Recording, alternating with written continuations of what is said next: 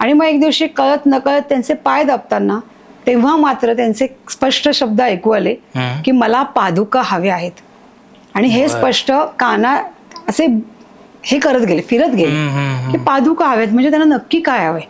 पादुका म्हणजे कुठेतरी चित्रात बघितलंय की दत्ताच्या शेजारी पादुका असतात, स्वामींच्या फोटोच्या खाली पादुका असतात, आणि त्या पादुका ज्या ते पादुका म्हणतात त्यालाच पादुका म्हणतात का, इथपासून प्रश्न सुरू झाले. मग पादुका म्हटल्यावर घरात एक पादुका होते छोट्याच्या, त्यांच्या पायाला लावल्या, तर तेव्हा त्यांचा पाय मोठा झाला की त्या पादुका लहान झाल्या. तर ही जी त्यांची लीला होती ती पहिलीच त्यांनी आम्हाला दाखवली की तुम्ही इतरांच्या लीला आता आपण इतरांना सांगतोय किंवा महाराजांनी सांगण्याची संधी दिलीये, पण स्वतः त्यांनी तो अनुभव पहिले मला दिला की मी काय पहिले तू जाणून घे आणि मग इतरांना सांग. खरंय. आणि मग हळूहळू लक्षात आलं की पादुका म्हणजे कशा असतात.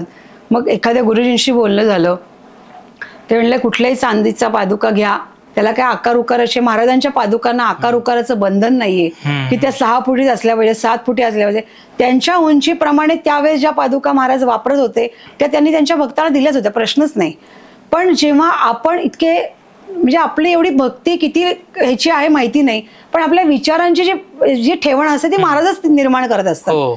तर त्याचा आकार उकार ठेवणारी इतकी पात्रता आपल्यात नसते. तर महाराजांनी पादुका दे म्हणले की पादुका दे. मग त्याकरता लक्ष्मी रोडला 3 महिने आम्ही फिरलो.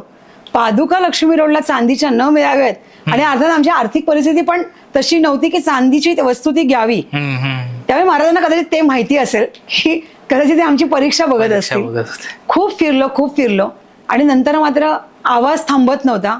मग शेवटी थकलो, त्यांना प्रार्थना केली की महाराज कुठून शोधायचे या. आणि माहिती नाही, त्या दिवशी परत गुरुजींचा फोन झाला, तर म्हणले मग महाराज पादुका नसतील म्हणत, खडावा म्हणत असतील, ज्या लाकडाच्या असतात. पादुका या चांदीच्या असतात, तर खडावा या लाकडाच्या असतात. तर अजूनही म्हणजे बऱ्याच लोकांना अजून त्यातला फरक आजही माहित नाहीये. बरोबर. तर त्या ज्या खडावा आहेत तर त्या महाराजांना हव्या असतील, कारण पूर्वी महाराज खडावा वापरत होते. चांदीच्या आल्या त्या स्वामी सुतांनी त्यांना दिल्या आणि त्या त्यांनी पायात घातल्या आणि त्याच्यानंतर त्यांचा जो आनंदाचा प्रवास होता आणि मग स्वामी सुतांनी त्या मुंबईत प्रस्थापित केल्या. हे त्यांचं नातं खूपच वेगळं आहे. ते भाग्यवान होते, तशी भाग्यता आपल्यात कधी येणार माहिती नाहीये. पण त्या खडावा म्हटल्यानंतर मग त्यांना म्हटलं मग काय करायचंय, तर तेव्हा वटवृक्षाला चौकट नव्हती, तेव्हा त्याला असं काही हे घातलेलं नव्हतं, जसं आज बार वगैरे घातलं त्याचं काही नव्हतं. ते मग असं प्रत्यक्ष वटवृक्ष दिसायचा, एका खोडातनं दुसरा खोड आलाय दिसायचं, तो आनंद वाटायचा. तेव्हा सांगितलं गुरुजींनी की त्याला गाराणं घाला, आणि जर त्यातनं खोड पडलं आणि त्याच्या खडावा झाल्या तर त्या खऱ्या महाराजांनी मागितलेल्या आहेत, अन्यथा त्या मागितल्या नाहीत, हा तुमचा भ्रम आहे. म्हणजे आता इथपर्यंत येऊन ते पोचलेलं होतं. आता कळलं की आपला हा भ्रम आहे की महाराजच सिद्ध करतील. त्यामुळे आम्ही अक्कलकोटला यायचं का नाही, तुम्ही तिथनच मनोभावे ती मागा. ते सगळं झालं की मी कळवतो. आणि मग इथनच मनोभावे की महाराज तुम्ही ज्या खडावा म्हणताय, तुम्ही जे म्हणताय, जे आम्हाला कळत नाही ते तुम्हीच निर्माण करायचंय. आणि ते गारणं अक्कलकोटच्या वटवृक्षाला घातलं गेलं.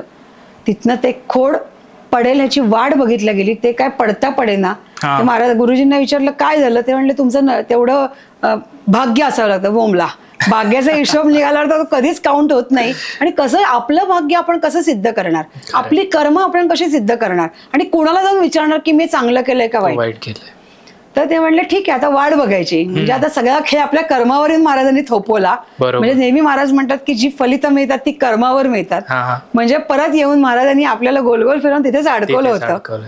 पण महाराजांच्या त्या सगळ्याच्यात त्यांनी मधल्या काळात बऱ्याच मठांमध्ये मला फिरवलं. अनेक पादुकांचं दर्शन घेण्याची संधी त्यांनी मला दिली. तिथे जाऊन पादुकांचा कसा अभिषेक होतो, कशा ठेवल्या जातात याचं जणू काही त्यांनी मला ज्ञान दिलं.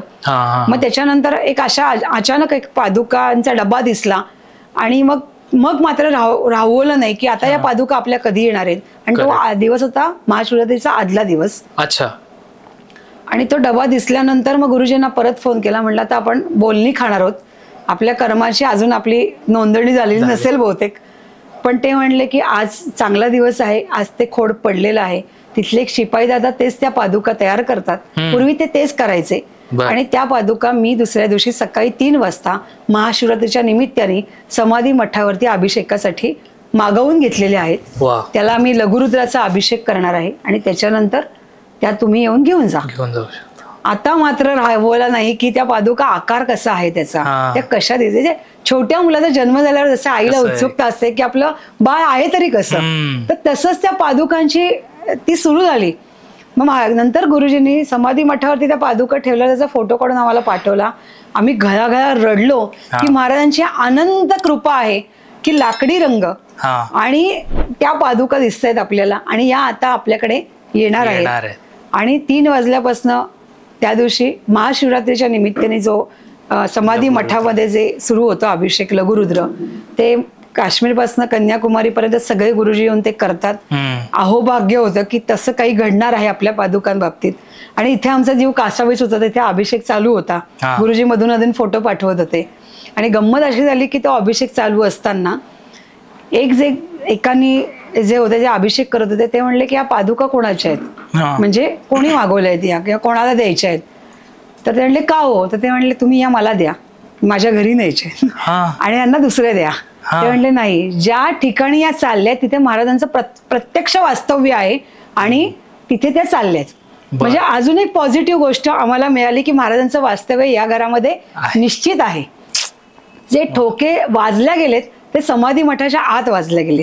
जे शब्द ऐकायला आले किंवा जिथनं काही निरोप आले ते समाधी मठाच्या आतून आले. म्हणजे याचा अर्थ ते शिक्कामोर्तब हा निश्चित झालेला होता. बरोबर. तर त्यामुळे ते मग त्यांना तो मोह आवरला नाही पादुकांचा, म्हणजे त्याचं किती फल किती मोठं असेल.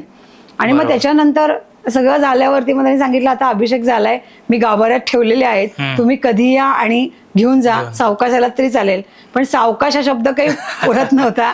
लगेच आम्ही निघालो दुसऱ्या दिवशी आणि बघ दुसऱ्या का तिसऱ्या दिवशी निघालो आणि निघाल्यावर अर्धा रस्ता गेल्यावर झालं की आज अमावस्या आहे. सोलापूर पर्यंत पोहोचलो होतो आणि अमावस्या. गुरुजींना फोन केला, अहो आम्ही अमावस्या आता पादुका कशा घेऊन जाणार ना, म्हणजे कारण आपल्याकडे अमावस्या पौर्णिमा हे खूप आपण हे करतो. तर ते म्हणले महाराजांकडे दारी असं काही नाहीये. त्यांना ते एकदा भक्तांकडे आले की दिवस नाही, काही नाही, रात्र नाही, काही नाही, वार नाही, शुभ नाही, अशुभ काही नाही, ते म्हणजे सर्व काही. बरोबर. म्हणजे त्यांना काही बंधनं नाहीत. आणि अमावस्येला त्या पादुका बघितल्या, घळाघळा तिथे परत गेल्यावर रडलो, पुन्हा अभिषेक केला आणि मग त्या मानापानाने घरी आल्या. आणि मग गुरुजींनी तेव्हा सांगितलं की ते घ्यायला डबा घेऊन या स्टीलचा, कसा आणणार ना. मग तेवढं मात्र त्या मठात ज्या ज्या ठिकाणी मी गेले होते दर्शनाला तिथे मी शिकले होते की उभ्या पादुका ठेवायच्या नाहीत, त्या आडव्याच आल्या पाहिजेत. मग त्याकरता आपण तो पत्र्याचा डबा आम्ही घेतला. त्यामध्ये त्या आता जे आम्ही थोडं कल्चरल म्हणजे असं डिझायनिंग वगैरे करणारी मंडळी होती, त्या साईडला एवढे साध्या डब्यात काय न्यायचं ना. मग त्याला छान गादी वगैरे केली, त्याला एक सुंदर कव्हर केलं, असं ते ठेवलं आणि मग त्या पादुका आम्ही घेऊन आलो. पण महाराजांनी त्या डब्याची पण आयडेंटिटी तयार केली. आज अक्कलकोट मध्ये गेला तरी लक्षात येतं की पुण्यातनं आलेला डब्बा आहे. या पुण्यातून ज्या महाराजांनी दिलेल्या पादुका आहेत त्या अक्कलकोटला परत आलेत. म्हणजे महाराजांनी आपल्याविषयी जे प्रेम आहे ते क्षणोक्षणी दाखवून दिलं, म्हणजे दाखवत आहेत, आजही दाखवत आहेत. ही त्यांची अनंत कृपा आहे. आणि जसं जसं लोक म्हणजे कळत गेला, तर आम्ही कुणालाही सांगितलं नव्हतं की या पादुका बाबा आल्या आहेत, तुम्ही दर्शनाला या, असे कधी विषयच निघाले नाहीत. कारण या पादुका माझ्या सेवेसाठी मला हव्या होत्या की आपल्या पुढे ते सेवा करायची, जेवढं जमेल तेवढं करायचं. म्हणजे कारण महाराजांनी जो कॉन्फिडन्स जगण्यासाठी दिला होता, सगळे दरवाजे बंद आहेत तरी माझा दरवाजा उघडा आहे, हा जो विश्वास दिला होता, त्याची कृतज्ञता बाळगण्यासाठी पादुकांची पूजन हे आयुष्यभर करायचं, हा फक्त उद्देश होता त्यामागचा.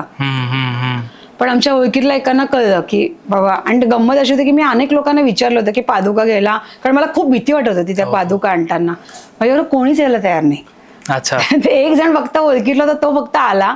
त्यामुळे काय थोडं थोडं काही लोकांना माहिती झालं की अशा पादुका येत आहेत, त्याला पण योग यायला लागतो प्रत्येक गोष्टीला. बरोबर. मग ते आले, मग आम्ही दर्शन घेतो. मग गुरुजींनी मला सांगितलं की त्याच्यावरती तुम्हाला चांदीचं आवरण करायचंय आणि त्या पादुकांना कोणाला स्पर्श करू द्यायचा नाही. ज्या खडाव्या आहेत मूळच्या, त्या खूप पावित्र्य जपायला लागेल त्याचं.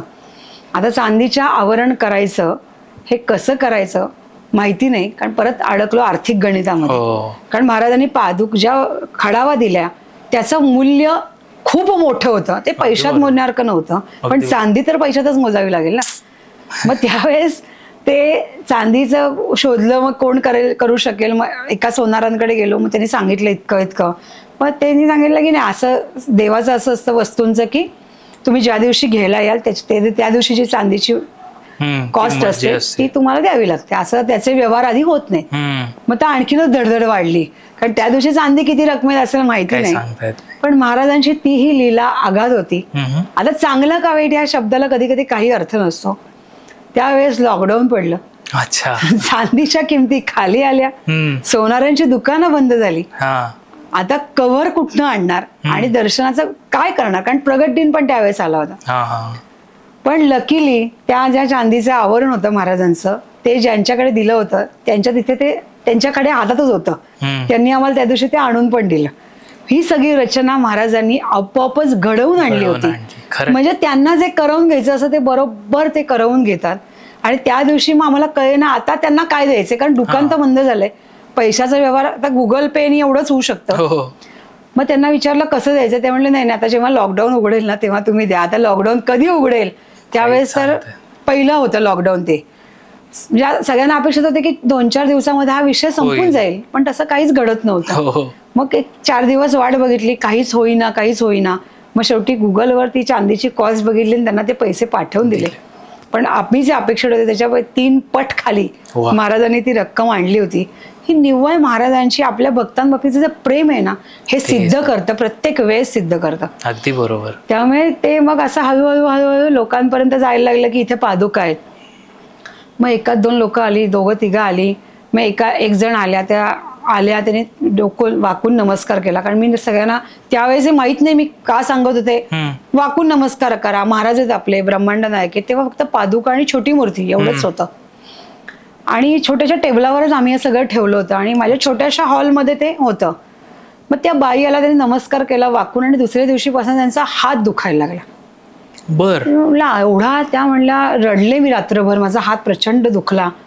तर आता तेव्हा असं होतं की कधी यायचं, दर्शन घ्यायचं का. तर गुरुजींनी तेव्हा मठात मला सांगितलं होतं की नाही, इतर वेळेस दर्शन नको ठेवूस, फक्त गुरुवारी ठेव, म्हणजे तुला पण ते बरं पडेल, सोपं पडेल. तर मग ते त्यांना म्हटलं नाही, आता तुमचा हात दुखला तरी तुम्हाला मध्ये आधी नाही येता येणार, तुम्ही गुरुवारीच या. गुरुवारपर्यंत त्यांचा हात दुखायचा काही थांबेना. गुरुवारी परत आल्या, म्हटलं तुम्ही वाकाणी महाराजांना सांगा की माझा हात. तेव्हापासून महाराजांचं म्हणतात ना असं कम्युनिकेशन, महाराजांचा हात दुखतोय थांबवा ना, हे जे असतं ना प्रेमात, आपल्या हक्काचं प्रेम. मग ते तरी त्या वाकल्या तरी त्यांचा हात दुखायचा थांबला नाही. त्यांना म्हटलं मग असं काही घडलं आहे का की जे महाराजांबाबतीत राहिलंय तुमचं करायचं. कारण त्यांचा मुलगा होता 8 वर्षाचा होता. तर त्या म्हणल्या हो मला आता आठवतंय की मी याचा जन्म झाल्यावरती मी स्वामींना येईन असं अक्कलकोटला बोलले होते, जे माझं येण्याचं राहून गेलं होतं. आणि महाराज मला ते दुखण्यावरनं आठवण करून देत आहेत की माझ्या इथे येऊन दर्शन घेऊन जा माझं. अच्छा. म्हणजे या छोट्या छोट्या गोष्टी माणूस माणसामध्येच, माणसाच्या प्रत्येक प्रश्नाचं उत्तर त्याच्याकडेच असतं, फक्त ते आठवून देण्याचं काम महाराज करत असतात. खरं. तर ते त्यांनी आठवून दिलं. मग त्यानंतर गेल्या की नाही मला माहिती नाहीये, कारण काय उठून जायचं, कारण त्यांचा व्यवसाय होता तो बंद करून द्यायचा. हे सुद्धा महाराजांचेच उपकार असावे लागतात की तुम्हाला त्या सगळ्या बंधनातनं मोकळं करून त्यांच्या दारी त्यांनी आणणं, हेही त्यांचेच आशीर्वाद असायला लागतात. असं सहजासहजी ते काम नक्कीच होत नाही. बरोबर. मग त्याच्यानंतर त्यांचा परत एकदा फोन आला की माझा मुलगा जेवतच नाही, तो इतका बारीक होता की तो जेवायलाच तयार नाही. आणि त्या म्हणल्या, मग म्हणलं काय करायचं, मग त्याला काय आवडतं, मग आमक फक्त मॅगीच खात, आजकाल तर काय कॉमन विषय आहे, मग मॅगीच खातो का, आमकच खातो का, मग तेच द्या. आता काहीतरी खाल्लं तर पाहिजे, त्याला आवड निर्माण. आता पूर्वीसारखं 2 धपाटे घालून हे खाल्लंच पाहिजे असं नाहीये ना. आता समोर द्यायचं, नाही खाल्लंस का बाबा नको खाऊस. पण मग अचानकपणे ते म्हणले तुम्ही बघा ना काय होतंय का. आणि अचानकपणे महाराजांच्या समोर उभं राहिलं. महाराज म्हणले त्याला सांग की त्याला आता कब्बर दूध द्यायला सांग, त्याची भूक वाढेल. अच्छा. असं म्हणल्यानंतर मी पण एकदम स्तब्ध झाले की असं पहिल्यांदाच काहीतरी उत्तर मी ऐकलं होतं. आणि मी त्यांना फोन करून सांगितलं की महाराज म्हणतायत की त्याला कब्बर दूध दे साखर घालून आणि त्याची भूक वाढेल, तो जेवायला लागेल. तो म्हणला ताई तो दूधच प्यायला नाही आयुष्यात कधी, तर दूध आवडतच नाही, तर दूध पिऊच शकत नाही. आणि त्याला दूध प्यायलं की कफ होतो, डॉक्टरने दूध बंद सांगितले. अरे बापरे. आता महाराजांनी हा निरोप दिलाय आणि ते तर प्यायचं नाहीये त्याला. म्हणलं मी ते तुमच्यावर सोपवते, ज्यांनी तो निरोप दिलाय मी तुमच्यापर्यंत दिलाय, तुम्ही आता ठरवा. पण माझा विश्वास आहे महाराज जे सांगतात ते नक्कीच त्याचं चांगल्यासाठी सांगणार, त्याचं वाईट ते का करतील ना. त्याला कफ करून आजारी पडणं आपल्या आजोबांची वृत्ती असूच शकत नाही ती. खरं.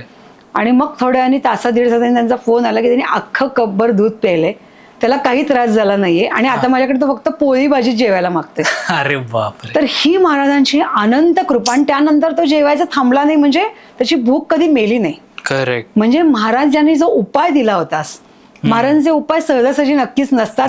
आणि हे त्यावेळेसही लक्षात आलं होतं जेव्हा म्हणजे लोक त्याचे पारायण वगैरे करतात ना, ते नीट मनापासून किती वाचतात मला माहित नाही. महाराजांनी आतापर्यंत जे जे सांगितलेत म्हणजे की हे उपाय करा किंवा ही गोष्ट करा, तितकी सोपी तर त्यांनी कधीच कोणाला सांगितली नाही.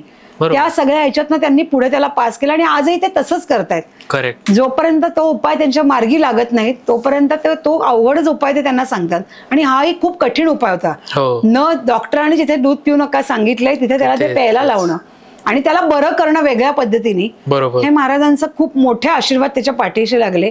आणि मग असं कळत कळत मग तिने एकाला सांगितलं, दुसऱ्याला सांगितलं, असं करत करत ही गर्दी वाढत चालली. मग गंमत अशी होत होती की मग आलेल्या माणसाला रिकाम्या हाती कसं पाठवायचं, काहीतरी तरी दिलं पाहिजे. मग काय देणार, मग सगळ्यांचं काय द्यायचं, मग आपण शिरा करू. अच्छा. मग शिरा तरी हातावर असा द्यायचा. मग असं लक्षात आलं काही लोक खूप लांब यायला लागले. मग शिरा देऊन त्याचं पोट नाही भरणार, ही भावना महाराजच निर्माण करू शकतात. आणि त्याच्याही मागे प्रचंड मोठं कारण आहे की हे का असं केलं महाराजांनी. तर जेव्हा खूप मोठ्या कौटुंबिक संकटात होतो तेव्हा अचानकपणे एका दत्ताच्या मंदिरात गेल्यावरती दत्त जयंती होती, तेव्हा सगळीकडे असं पारायणाची पुस्तकं, पोथ्या ठेवल्या होत्या. ते पोथ्या बघितल्यावर एक वेगळ्याच भावना निर्माण झाली आणि तेव्हा असं वाटलं की आपण पण ही गुरुचरित्राची पोथी वाचायची का. पण असं वाटलं की महिला त्या वाचतात का, त्या अमकं का तमकं का. पण असं वाटलं ठीक आहे ना, म्हणजे दिसताना एवढीशी दिसत होती, पण जेव्हा 7,000 ओव्या आहेत आणि 7 दिवस त्या करायच्या आहेत आणि त्याचं एक भुक्त राहायचंय, ते नियम जेव्हा बघितले पायाखालची जमीन हादरली होती. हे आपल्याला शक्य नाही, खाली झोपणं आपल्याला शक्य नाही, कारण आपण लोक जाम आळशी असतो. हे सगळं आपल्याकडनं होणार नाही.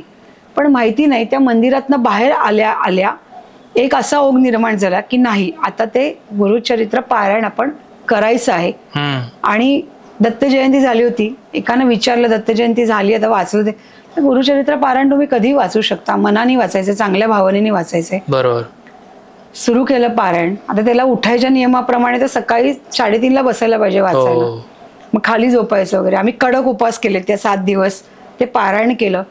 पारायणामध्ये खूप त्रास होत होता, श्वास थांबायचा, वाचल्यावर लक्ष लागायचं नाही, बऱ्याच गोष्टी होत होत्या. आणि दत्तप्रभू माझ्याकडे पण एकमुखी दत्त आहेत.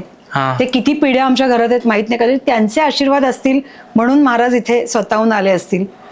तर त्यांनी जे चमत्कार, त्यांची फोटो समोरच ठेवून मी हे पारायण करत होते. आणि तेव्हा ते रुद्र रूपात होते आणि मला खूप भीती वाटायची त्यांच्याकडे बघून. आता ते खूप हसरे झालेत, प्रेमळ झालेत. तर ते असं बघितलं की तर त्यांनी एक प्रचंड मोठी लीला केली. काहीतरी असं त्यांनी गंमत केली की मधल्या काळामध्ये 5 दिवस झाल्यानंतर असं त्यांचा नियम आहे की उजवा कान वरती करून म्हणजे असं झोपायचं की उजवा कान उघडा ठेवायचा गुरुचरित्र पारायणामध्ये. तर कोणीतरी दत्तप्रभू किंवा येऊन, जे तुम्ही त्यांची श्रद्धा आहे ते येऊन तुमच्या कानात पुढे काय करायचं मार्ग दाखवतात. या विश्वासावर मी तो उजवा कान वर असं करून झोपायची. 5व्या दिवशी असं झालं की पारायण झाल्यानंतर अक्कलकोट आणि गाणगापूरला ये, जे मला दोन्ही ठिकाणं माहिती नव्हती. ना अक्कलकोट माहिती होतं ना मला गाणगापूर माहिती होतं. आणि असं झाल्यानंतर मग कुठेतरी त्याचा शोध सुरू झाला की अक्कलकोट कुठे, गाणगापूर किती अंतर आहे, मग कोण येणार बरोबर. आपले सगळे आपण इतकी माणसं त्या व्यवहारात अडकतो की त्या भावनांच्या पल्याड जातो सगळं. पण ते झाल्यानंतर पण 7व्या दिवशी अशी गंमत झाली की आपल्याला जनरली जी गोष्ट कोणालाही आवडत नाही त्यांचे पाल. किळस वाटते त्या पालीची. एका देवाचं दैवत येते म्हणजे हे आहे, तरी आपल्याला माणूस म्हणून ते कसं तरी वाटतं.